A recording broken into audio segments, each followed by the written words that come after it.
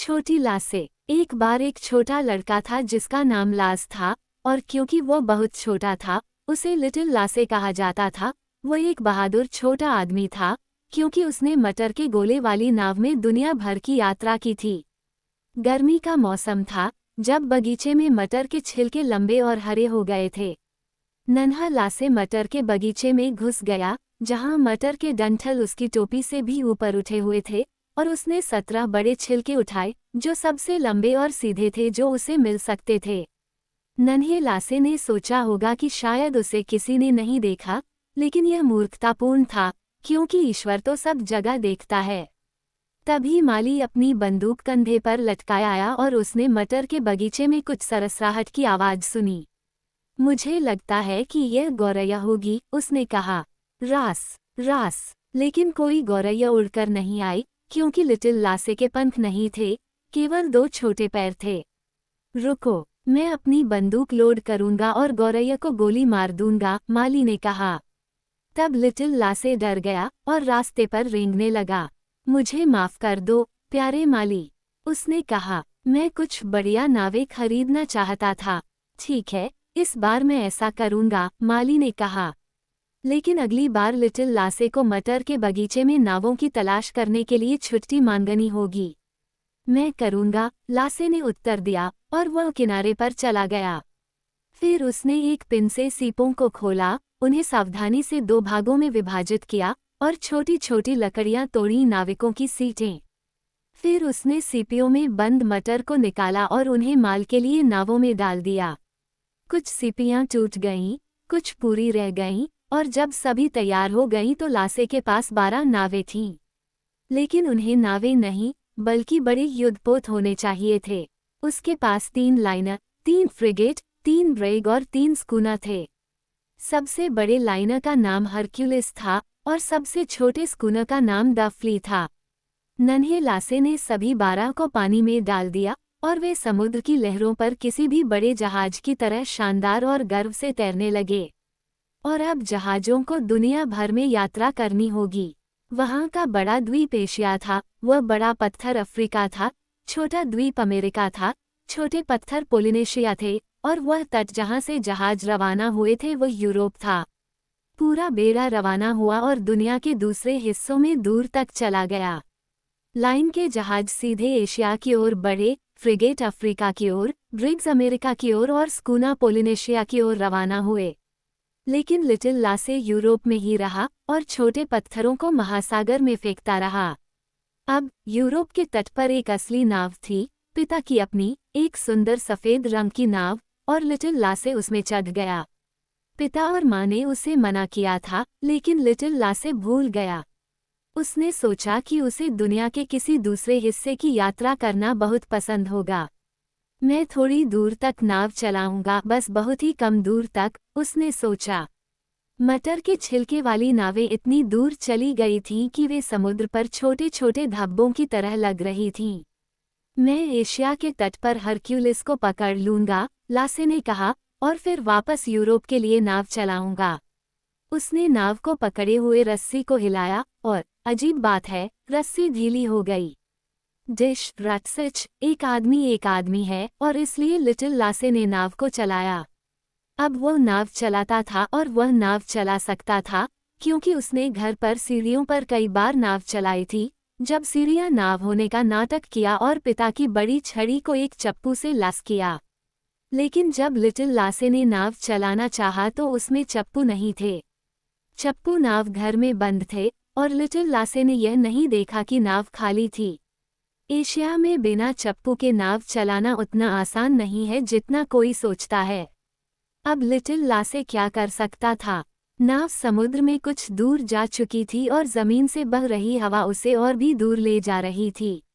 लासे डर गया और रोने लगा, लेकिन किनारे पर कोई भी उसे सुनने वाला नहीं था। सिर्फ एक बड़ा कौवा बच के पेड़ पर अकेला बैठा था, और माली की काली बिल्ली बच के पेड़ के नीचे बैठी कौवे को पकड़ने का इंतजार कर रही थी। उनमें से किसी ने भी लिटिल लासे के बारे में जरा भी चिंता नहीं की, जो समुद्र में बह रहा था। अब लिटिल लासे को कितना दुख हो रहा था कि वह अवज्ञाकारी था और नाव में चढ़ गया, जबकि पिता और माँ ने उसे ऐसा करने से कई बार मना किया था। अब बहुत देर हो चुकी थी, वह वापस जमीन पर नहीं जा सकता था। शायद वह समुद्र में खो गया होता।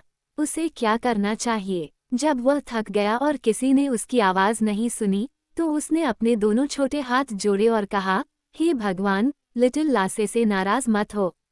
और फिर वह सो गया।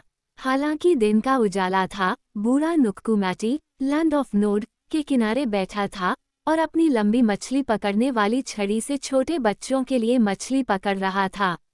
उसने लिटिल लासे द्वारा भगवान से कहे गए धीमे शब्द सुने और उसने तुरंत नाव को अपने पास खींच लिया और लिटिल लासे को गुलाब के पत्तों के बिस्तर पर सुला दिया। तब नुक्कुमैटी ने एक ड्रीम्स से कहा, लिटिल लासे के साथ खेलो ताकि उसे अकेलापन महसूस न हो। वो एक छोटा सा स्वप्न लड़का था, इतना छोटा कि वह खुद लासे से भी छोटा था। उसकी नीली आंखें और गोरे बाल थे, चांदी की पट्टी वाली लाल टोपी और सफ़ेद कोट कॉलर पर मोती जड़े हुए थे। वो लिटिल लासे के पास आया और बोला, क्या तुम दुनिया भर में यात्रा करना चाहोगी? हाँ, लासे ने नींद में कहा, मैं ऐसा करना चाहूँगा।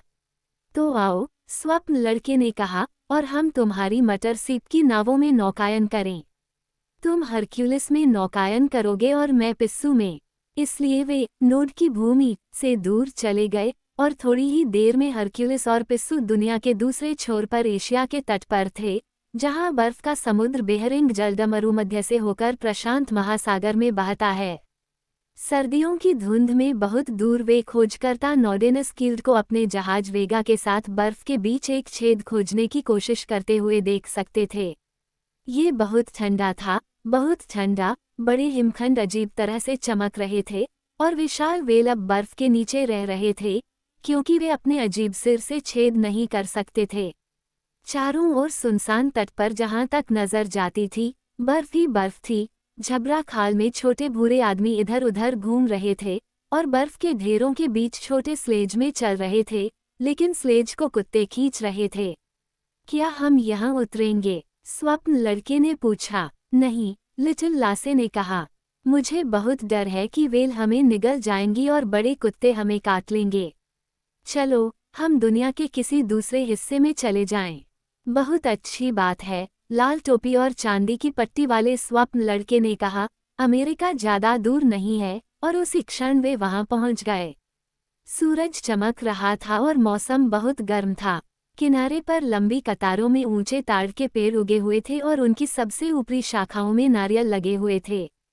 तांबे जैसे लाल रंग के लोग विशाल हरे मैदानों पर सरपट दौड़ रहे थे और भैंसों पर अपने तीर फेंक रहे थे, जो अपने तीखे सींगों से उन पर हमला कर रहे थे। एक बहुत बड़ा कोबरा जो एक ऊंचे ताड़ के पेड़ के तने पर चढ़ गया था, उसने खुद को एक छोटे लामा पर फेंक दिया जो उसके पैर में चल रहा था। नैप, छोटे लामा का अंत हो गया।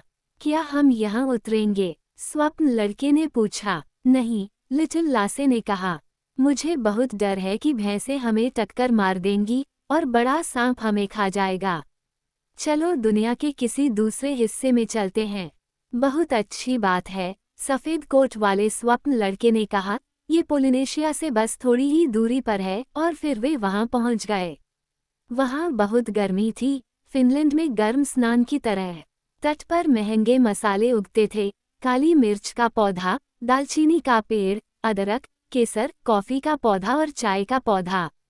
लंबे कान और मोटे होंठ वाले भूरे लोग और भयानक रूप से रंगे हुए चेहरे तट पर ऊंचे बांसों के बीच एक पीले धब्बेदार बाघ का शिकार करते थे और बाघ उन पर पलट जाता था और अपने पंजे भूरे लोगों में से एक पर गड़ा देता था। फिर बाकी सभी भाग गए। क्या हम यहाँ उतरेंगे? स्वप्न लड़के ने पूछा। नहीं, लिटिल लासे ने कहा। क्या तुम्हें दूर मिर्च के पौधे के पास बाघ नहीं दिख रहा? चलो दुनिया के किसी दूसरे हिस्से में चलते हैं। हम ऐसा कर सकते हैं, नीली आंखों वाले सपनों के लड़के ने कहा। हम अफ्रीका से बहुत दूर नहीं हैं, और जैसा कि उसने कहा कि वे वहां थे। उन्होंने एक बड़ी नदी के मुहाने पर लंगर डाला, जहां किनारे हरे भरे मखमल की तरह हरे थे। नदी से थोड़ी दूर पर एक विशाल रेगिस्तान फैला हुआ था। हवा पीली थी, सूरज इतना गर्म चमक रहा था, इतना गर्म कि मानो धरती को जलाकर राख कर देगा, और लोग सबसे काली धारा की तरह काले थे। वे रेगिस्तान में ऊंचे ऊंटों पर सवार होकर चले, शेर प्यास से दहाड़ रहे थे, और बड़े बड़े मगरमच्छ अपने भूरे छिपकली के सिर और तीखे सफ़ेद दांतों के साथ नदी से बाहर निकल रहे थे। क्या हम यहाँ उतरेंगे? स्वप्न लड़के ने पूछा। नहीं, लिटिल लासे ने कहा। सूरज हमें जला देगा और शेर और मगरमच्छ हमें खा जाएंगे। चलो दुनिया के किसी दूसरे हिस्से में चलते हैं। गोरे बालों वाले सपनों के लड़के ने कहा, हम वापस यूरोप जा सकते हैं। और इसके साथ ही वे वहां पहुंच गए। वे किनारे पर पहुंचे जहां सब कुछ बहुत ही शांत, परिचित और दोस्ताना था। वहां एक लंबा बच का पेड़ था जिसके पत्ते झुके हुए थे। सबसे ऊपर बूढ़ा कौवा बैठा था और उसके पैरों के पास माली की काली बिल्ली रेंग रही थी। थोड़ी ही दूर पर एक घर था जिसे लिटिल लासे ने पहले देखा था। घर के पास एक बगीचा था और बगीचे में मटर की क्यारी थी जिसमें मटर के लंबे छिलके थे। हरा कोट पहने एक बूढ़ा माली इधर उधर घूम रहा था और सोच रहा था कि क्या खीरे पके हैं। फिलाक्स सीढ़ियों पर भौंक रहा था और जब उसने लिटिल लासे को देखा तो उसने अपनी दुम हिलाई। बूढ़ी स्टिना खेत के आंगन में गायों का दूध दो रही थी और एक बहुत ही जानी पहचानी महिला चैकूनी शॉल ओढ़े ब्लीचिंग ड्रीम की ओर जा रही थी, ये देखने के लिए कि कपड़े ब्लीच हुए हैं या नहीं। वहाँ एक जाने माने सज्जन भी थे जो पीले रंग का गर्मियों का कोट पहने हुए थे और उनके मुंह में एक लंबी पाइप थी। वे ये देखने जा रहे थे कि क्या कटाई करने वालों ने राई काट ली है। एक लड़का और एक लड़की किनारे पर दौड़ रहे थे और पुकार रहे थे, लिटिल लासे, रोटी रोजी के लिए घर आओ। क्या हम यहीं उतरेंगे? स्वप्न लड़के ने पूछा और उसने शरारती ढंग से अपनी नीली आंखें झपकाईं। मेरे साथ आओ और मैं माँ से कहूँगा कि वो तुम्हें कुछ ब्राड मक्खन और एक गिलास दूध दे, लिटिल लासे ने कहा। थोड़ा रुको, स्वप्न लड़के ने कहा। और अब लिटिल लासे ने देखा कि रसोई का दरवाज़ा खुला था और अंदर से एक धीमी, सुखद खड़खड़ाहट की आवाज़ आ रही थी, वैसी ही आवाज़ जो तब आती है जब कोई लकड़ी के करछूल से गर्म तवे पर पीले रंग का घोल फेंटता है। शायद अब हमें वापस पोलिनेशिया के लिए रवाना हो जाना चाहिए, स्वप्न लड़के ने कहा। नहीं, यूरोप में अभी पैनकेक तल रहे हैं, लिटिल लासे ने कहा, और वह किनारे पर कूदना चाहता था, लेकिन वह ऐसा नहीं कर सका। सपनों के लड़के ने उसे फूलों की एक जंजीर से बांध दिया था ताकि वह हिल न सके। और अब उसके इर्द गिर्द सारे छोटे छोटे सपने आने लगे। हजारों और हजारों छोटे बच्चों ने उसके चारों ओर घेरा बनाकर एक छोटा सा गीत गाया। दुनिया बहुत बहुत विस्तृत है, छोटी लासे, लासे, और यद्यपि आप ज्वार से आगे निकल गए हैं, आप कभी नहीं बता सकते कि यह कितना चौड़ा है। ये दूसरी तरफ है, लासे, छोटी लासे, तुम्हें ये ठंडा और गर्म लगा है, लिटिल लासे, लासे, परंतु किसी भी देश में परमेश्वर नहीं है, लासे, छोटी लासे। कई लोग वहाँ भी यहाँ की तरह रहते हैं, लेकिन वे सभी भगवान को प्रिय हैं, छोटी लासे, लासे। जब उसका दूत आपका मार्गदर्शक हो, छोटी लासे, लासे, तब कभी कोई हानि नहीं हो सकती। दूसरी तरफ भी, जहाँ जंगली जानवर घूमते हैं। लेकिन अब हमें बताओ, जब भी तुम घूमते हो, क्या आपको घर सबसे अच्छा नहीं लगता? तुमने जितनी भी भूमियों को देखा है, लासे, छोटी लासे। जब सपनों ने अपना गीत गा लिया तो वे उछलकर चले गए और नुक्कू मैटी ने लासे को वापस नाव पर चढ़ा दिया। वो वहाँ बहुत देर तक चुपचाप लेटा रहा और उसे अभी भी घर में आग पर तवे के कड़कड़ाने की आवाज़ सुनाई दे रही थी। कड़कड़ाहट बहुत साफ थी। नन्हे लासे ने उसे अपने बहुत नज़दीक से सुना और इसलिए वह जाग गया और अपनी आंखें मलने लगा। वह नाव में लेटा रहा जहाँ वह सो गया था। हवा का रुख बदल गया था और नाव एक हवा के साथ बह गई थी और दूसरी हवा के साथ बह गई थी, जबकि लिटिल लासे सो रहा था और लासे को लगा कि यह एक फ्राइंग पैन में तप रही है, जो कि किनारे पर पत्थरों से टकराती लहरों की धीमी बड़बड़ाहट थी। लेकिन वह पूरी तरह से गलत नहीं था, क्योंकि साफ नीला समुद्र एक बड़े पैन की तरह है जिसमें भगवान का सूरज पूरे दिन अच्छे बच्चों के लिए केक बनाता है। नन्हे लासे ने अपनी आंखों से नींद मिटाई और अपने चारों ओर देखा। सब कुछ पहले जैसा ही था, बच के पेड़ पर कौवा, घास पर बिल्ली और किनारे पर मटर के गोले का बेड़ा। कुछ जहाज डूब गए थे, और कुछ वापस किनारे पर आ गए थे। हरक्यूलिस एशिया से अपने माल के साथ वापस आ गया था, पिस्सू पोलिनेशिया से आ गया था, और दुनिया के अन्य हिस्से ठीक वैसे ही थे जैसे वे पहले थे। लिटिल लासे को समझ में नहीं आ रहा था कि क्या सोचे।